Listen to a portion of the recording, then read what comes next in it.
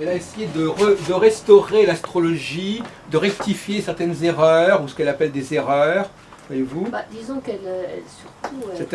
C'est le chouchou de notre amie Mireille. Là.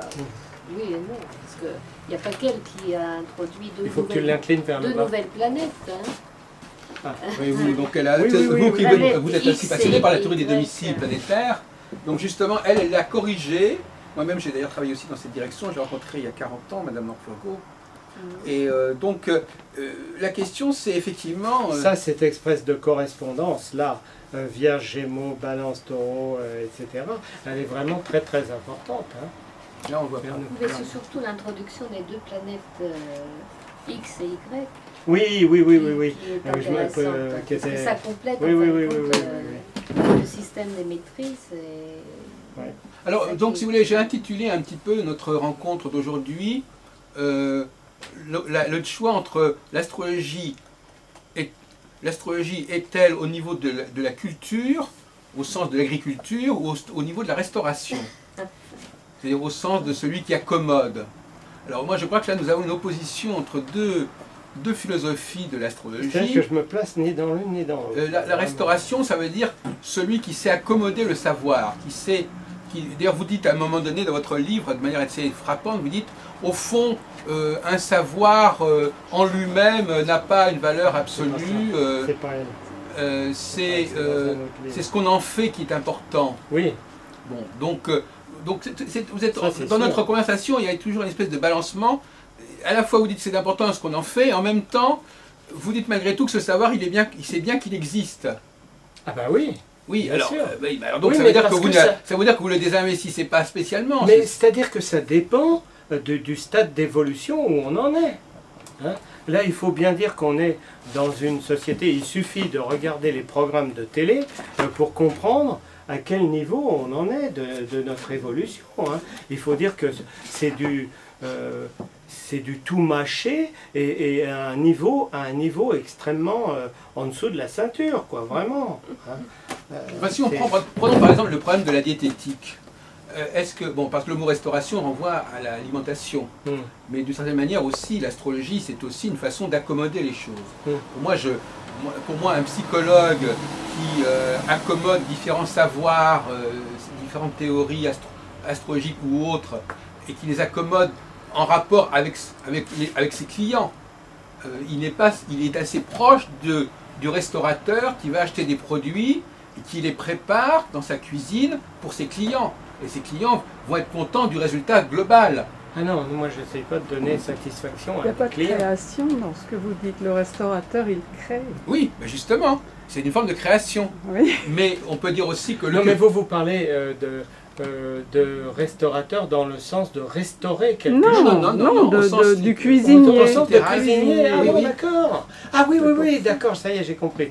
Ah oui, dans le sens de faire celui une qui fait cuisine une pour la cuisine. servir à son client. Voilà. Alors là, ça c'est révoltant, là. Vraiment, ça... Non, mais il achète des produits, il achète des produits, et il va... Donc, Non, mais il applique des recettes là, je suis obligé de préciser quelque chose, et je pense que ça apparaît dans mon livre, c'est que ce qui est la base de l'appel à suivre la voie, c'est la recherche de Dieu. Moi, il n'y a pas d'autre voie, et que je pense qu'on est tous dans cette optique, même si on ne le sait pas, même si on ne le veut pas, même si on rejette Dieu, etc., qu'on le veuille ou non, intérieurement, on a en nous un appel à Dieu et qui est symbolisé par une planète bien précise. C'est en fait un appel à l'invisible. Et qui est un appel à quelque chose. Qu'on l'appelle comme on veut, parce que ça peut... naturellement que Dieu, c'est pas un vieux bonhomme avec une grande barbe, hein, évidemment non. On est tous, de toute façon, interpellés par ce qu'on ne connaît pas, et par ce qu'on a, disons, ce qu'on ressent un peu profond. Là, Une intime intuition qu'il y a quelque chose au-delà. Ah bah oui, c'est sûr. C'est sûr qu'à partir du moment où on se pose la question, mais qu'est-ce que je fais là? Pourquoi je suis là? Il y a des moments dans la vie où quand on est touché par des épreuves, par des décès, par des choses comme ça, où la question la question se pose automatiquement de savoir, mais en fait, pourquoi tout ça, pourquoi on vit ça, qu'est-ce que ça veut dire, il y a bien quelque chose ou quoi. Donc, pour revenir à ce que je disais, moi, premièrement, je n'ai pas dit où j'étais là. Je voulais juste préciser, parce que j'ai dit, il y a une planète qui symbolise vraiment ce manque et cette recherche de Dieu, c'est Neptune. Neptune dans tous les signes. Alors, je le vois particulièrement quand les gens ont une opposition Vénus-Neptune dans leur thème. Ces gens-là, forcément, sont dans une sorte de nostalgie comment on dit, l'exposition qu'il y avait eu là au Palais, c'était sur la mélancolie. La mélancolie, la bile noire, voilà, la bile noire. La mélancolie, on en est imprégné dans toutes les cellules de cette mélancolie, du manque d'un Dieu qui se cache et qui ne demande qu'une chose, c'est qu'on le trouve et qu'on lui dise qu'on l'aime, etc. Parce que Dieu est amour. Et le jour où je me suis dit, si Dieu est amour, alors l'amour est Dieu, alors là, ça m'a fait réfléchir parce que je me suis dit, mais quand on aime vraiment et qu'on est à la recherche de Dieu, c'est pas nous, en tant qu'humains, qui aimons, c'est Dieu qui aime à travers nous. Mais vous connaissez des gens qui sont capables d'un amour infini et inconditionnel? Ça, c'est l'amour divin. En tant qu'humain, c'est pas possible.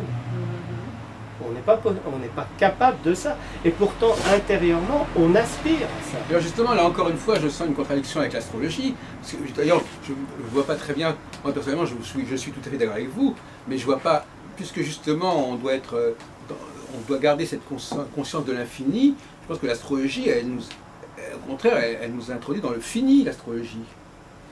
Non, si elle nous introduit dans le fini, alors c'est que là, il faut laisser tomber l'astrologie. Ah ben non, mais là, ça m'intéresse. L'astrologie telle que vous nous en parlez, elle non, parce que moi, je continue de découvrir sans arrêt avec l'astrologie. Ah oui, d'accord. Non, mais je veux dire, malgré tout, on ne va pas dire que l'astrologie est le meilleur moyen pour l'individu d'accéder à l'infini. Ah non, c'est le moins qu'on puisse dire. Ah non, c'est pas le moins qu'on puisse dire, c'est une des voies qu'on peut choisir. Non, mais je veux dire il y en a bien d'autres. Hein. Non, mais elle est plutôt en train de nous limiter que de nous ouvrir l'astrologie, globalement. Ça peut être une limitation, mais ça serait...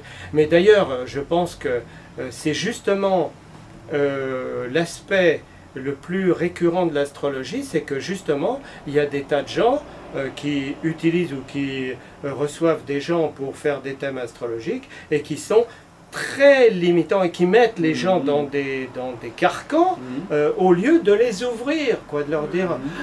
De dire, mais laissez-vous aller, découvrez toutes les richesses qu'il y a en vous, etc. Et l'astrologie, elle doit aller dans ce sens-là pour pousser les gens à s'ouvrir et à découvrir qu'il y a des choses, mais des choses qui vont même au-delà de l'astrologie. Mais ce que je ne comprends pas, M. Aguilar, alors à ce moment-là, je ne vois pas pourquoi on aurait besoin de l'astrologie du tout. C'est-à-dire que je ne crois pas que ce soit la meilleure façon d'arriver à cette conscience de l'infini. Je pense qu'on fasse n'importe quoi, qu'on fasse de la politique, qu'on soit boucher, qu'on soit médecin, qu'on soit plombier, je pense que toutes les voies sont bonnes pour découvrir Dieu. Oui. Et l'astrologie en est une comme une autre. Oui. Moi, il se trouve que j'ai découvert l'astrologie, j'avais 16 ans, que ça m'a fait un bien fou parce que quand je suis tombé sur ce livre d'André Barbeau sur les Verseaux, j'ai dit mince, mais les Verseaux c'est des gens exceptionnels et tout, j'ai dit chouette, bon. Et ça m'a fait un bien fou et je me suis dit après, mais pourquoi pas en faire profiter les autres? Mais bon, mais bien sûr qu'on n'est pas obligé de passer par l'astrologie, comme de toute façon on n'est pas obligé de passer par l'Église non plus pour découvrir Dieu. Hein, heureusement. Non, absolument pas, en effet, vous avez raison. Mais alors, je reviens à ma question, à savoir que finalement, moi j'appartiens plutôt à la catégorie qui considère que au fond, l'astrologie devrait se simplifier, devenir un outil que tout le monde peut utiliser et que finalement on n'a pas besoin du génie ou de l'ingéniosité du praticien pour communiquer avec le public.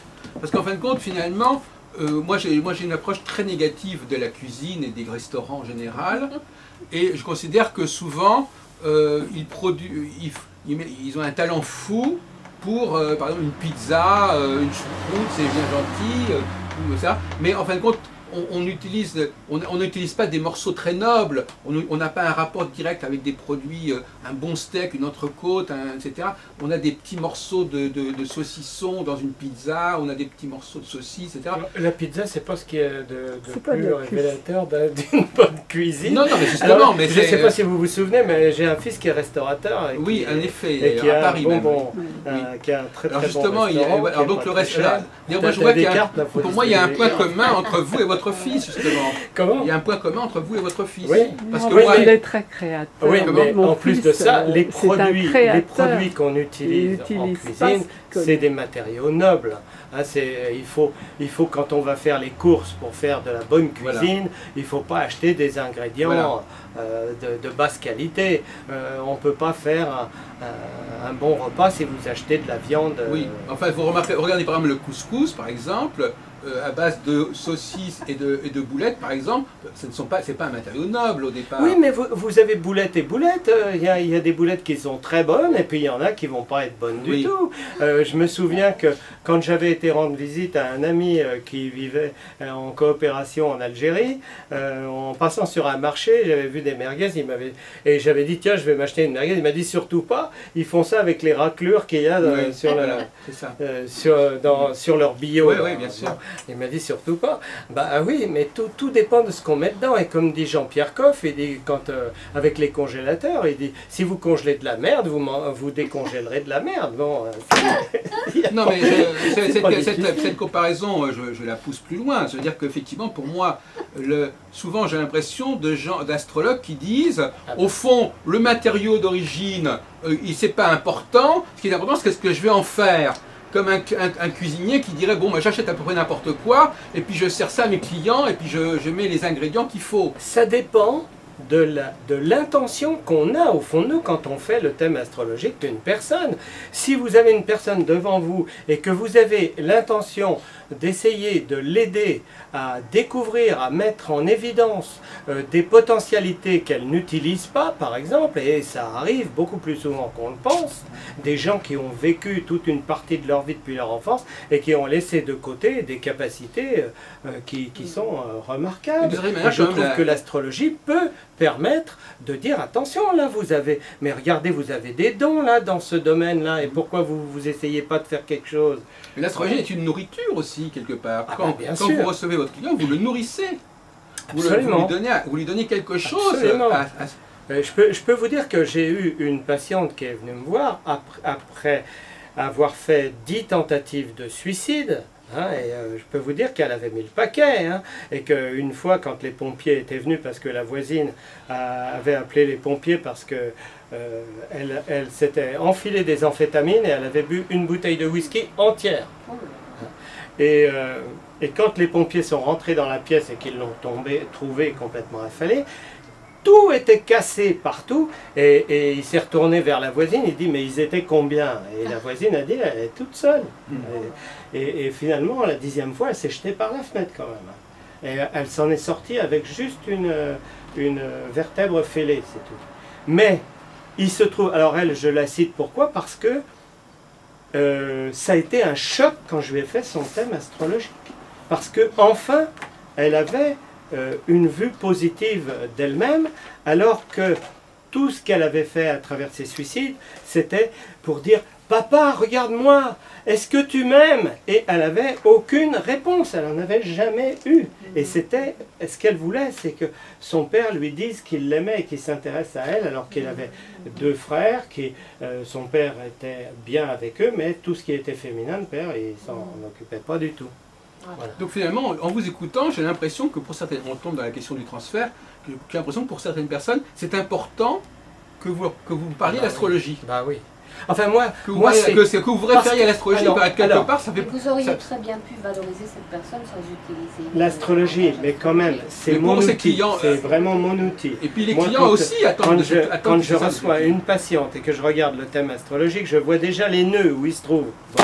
Et là, ça m'aide énormément. Mais quand j'ai une patiente qui me dit, parce que je pose la question, je dis ça vous ennuie pas que je fasse votre thème astrologique? Il m'est arrivé environ 3-4 fois que la personne me dise non, je réponds à ce moment-là, vous avez d'autres psychothérapeutes dans la région, Voilà. allez les voir, moi je travaille avec l'astrologie, c'est mon outil. On ne va pas dire à un menuisier, ah ben non, ce rabot-là ne me plaît pas, je ne veux pas que vous utilisiez ce rabot. Hein, moi j'utilise mes outils dans le sens du travail que je veux faire et qui m'aide pour mettre en évidence. Et je trouve que l'astrologie me fait gagner énormément de temps pour découvrir les choses, parce que l'astrologie permet de voir des choses qui ne sont pas apparentes et que les gens ne vont pas vous dire. Mais monsieur Gobert, alors à propos d'outils, ce n'est pas un outil que vous communiquez à votre client. Je communique pas dans la mesure Vous où ne transmettez pas. Ah bah non. Non, parce qu'un outil, moi personnellement, mon idée de l'astrologie, c'est que l'astrologie, l'astrologue est là pour donner le mode d'emploi d'un outil, comme quelqu'un qui vendrait une voiture, il explique comment cette voiture fonctionne ou un ordinateur fonctionne, mais après le client part avec la voiture ou part avec l'ordinateur. Oui, d'accord, mais ma femme par exemple n'y connaît absolument rien en mécanique, mais elle conduit très bien quand même. Oui, mais ça n'empêche pas, mais elle part avec la voiture. Oui. Eh bien justement. Donc elle sait servir de la voiture. Oui, elle sait servir de la voiture. Et là, mais elle ne votre connaît client, pas, il ne sait pas se servir de l'astrologie. Oui, d'accord, mais l'usage que j'en fais, je lui permets, je lui montre quand même quand des fois je lui explique quelque chose dans ses rapports. Et d'ailleurs, les gens, je suis étonné parce que des fois je me dis, oh bah ça va pas l'intéresser parce que c'est de la pure théorie astrologique et tout. Mais non, quand je leur dis, voyez, votre père il est représenté par le soleil là, et vous êtes en opposition avec la lune, donc c'est la mère et le père qui sont en opposition. Je dis, vous avez dû sentir ça dans l'enfance, etc. Et il me dit, ah oui, effectivement. Et le fait qu'ils le voient dans le thème, ça les intéresse. Oui, et des fois les gens me disent, ben, j'aimerais bien que vous me donniez le thème astrologique. Ils ne vont pas savoir s'en servir pour autant. Bah, évidemment. Pas se leurrer. Bah non, mais le plombier quand il va partir de chez moi, je ne saurais pas non plus comment réparer. Non, mais attendez, parce que le plombier, il ne saura pas réparer, mais vous saurez vous servir du robinet quand même. Oui, non, attendez, n'utilisons pas des comparaisons discutables. Le plombier, il est là pour réparer un mode de fonctionnement et même de réparer l'outil. Et ben pareil. Alors, une fois que l'outil est réparé, le client peut se servir. Avec l'astrologie aussi, parce que moi. C'est quoi l'outil? C'est la personne? Bah là, non, c'est pas. Oui, c'est en quelque sorte, c'est la personne. C'est le. Vous voulez réparer la personne par l'astrologie. Donc c'est la personne qui reste sur le terrain. Moi, je vous réponds. Je permets à la personne d'avoir, par le biais ou à travers le prisme de l'astrologie, d'avoir une vision d'elle-même qui est une ouverture. Et c'est cette ouverture qui est importante, qui est tourner le robinet, si vous voulez. C'est parce que là, d'un seul coup, elle a une vue et elle peut donc finalement, la personne, vous l'avez réparée. Bah oui. Vous l'avez réparée. Non, en fait, non, je dirais, je le dis tout le temps aux gens, je dis, moi je suis un guide. Vous l'avez révélé. En tout cas, son outil, c'est elle qui fait le travail. Elle fonctionne mieux, elle va mieux fonctionner. Elle va mieux fonctionner. Voilà. Ouais. Donc finalement, c'est. Moi, il n'y a que ça qui m'intéresse. Voilà.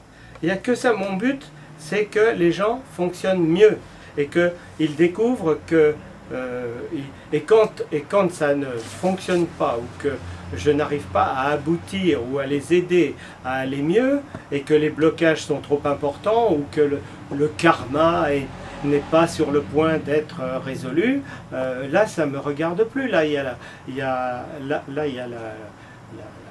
l'action divine qui est là et je ne peux pas aller si on plus prend loin par exemple le cas du gynécologue, alors là on est vraiment dans un domaine de l'outil.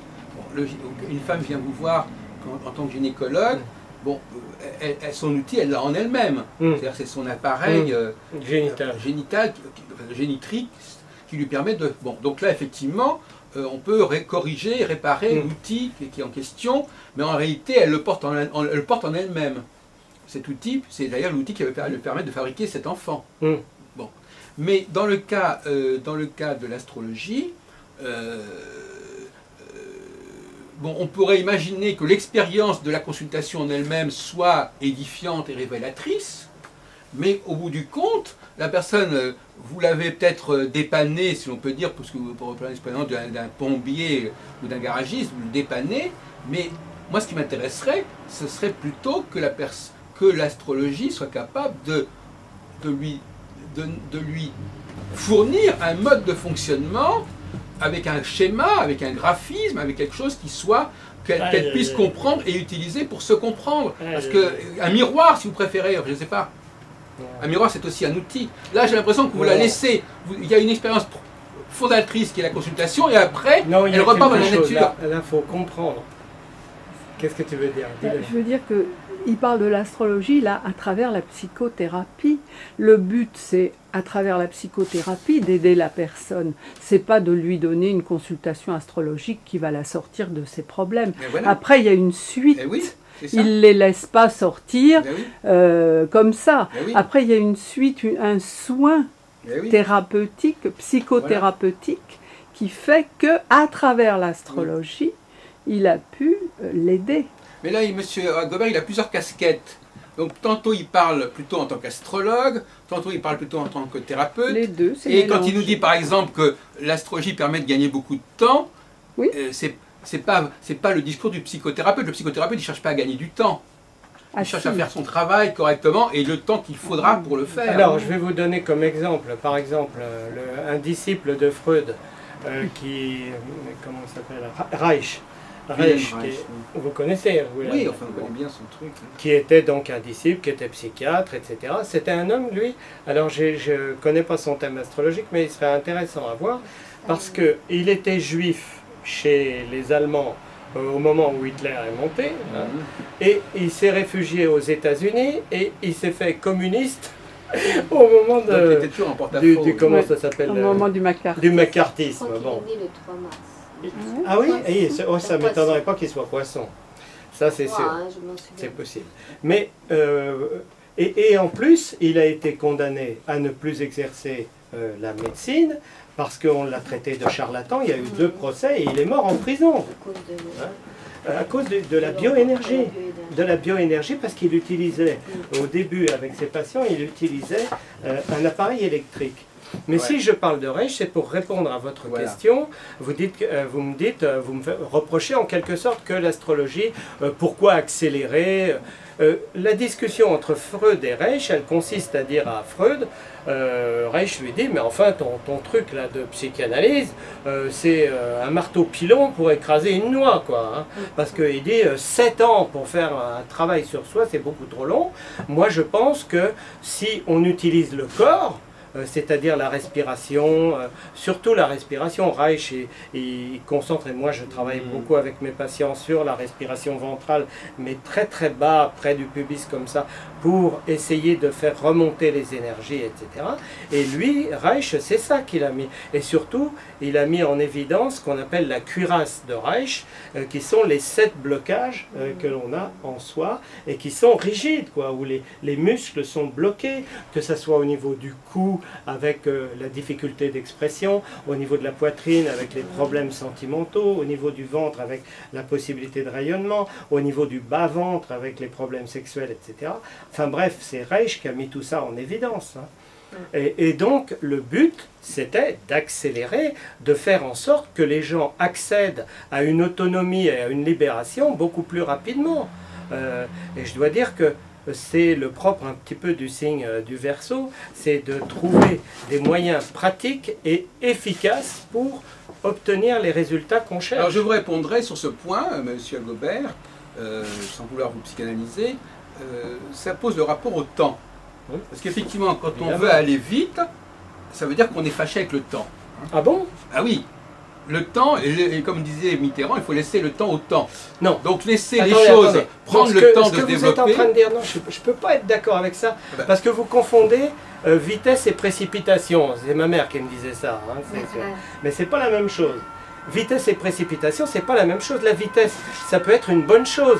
Un violoniste qui joue du Paganini, il est obligé d'aller vite.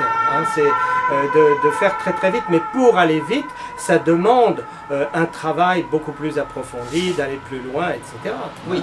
Alors je vais prendre le problème un peu autrement, si vous permettez. Bon, d'abord, premièrement, effectivement, il y a aussi, on a abordé tout à l'heure la question du masculin et du féminin. Est-ce que les hommes et les femmes ont le même rapport au temps et à l'espace? Bon. Mais je dirais que tous les individus ont un rapport au temps qui leur est personnel. C'est la position de Saturne dans leur thème qui va le déterminer. Hein. Oui, on enfin, a plus ou moins... On peut quand même, avant d'entrer dans le thème d'un tel ou un tel, il y a quand même des valeurs générales. Hein, à moins que vous refusiez qu'on puisse discuter sur l'être humain sans passer par l'astrologie. Je pense qu'il y a des normes et que les normes, elles sont là pour nous donner des points d'appréciation, de jugement, mais qu'en fait, on doit toujours en revenir à qu'est-ce que c'est que le temps pour moi. Oui.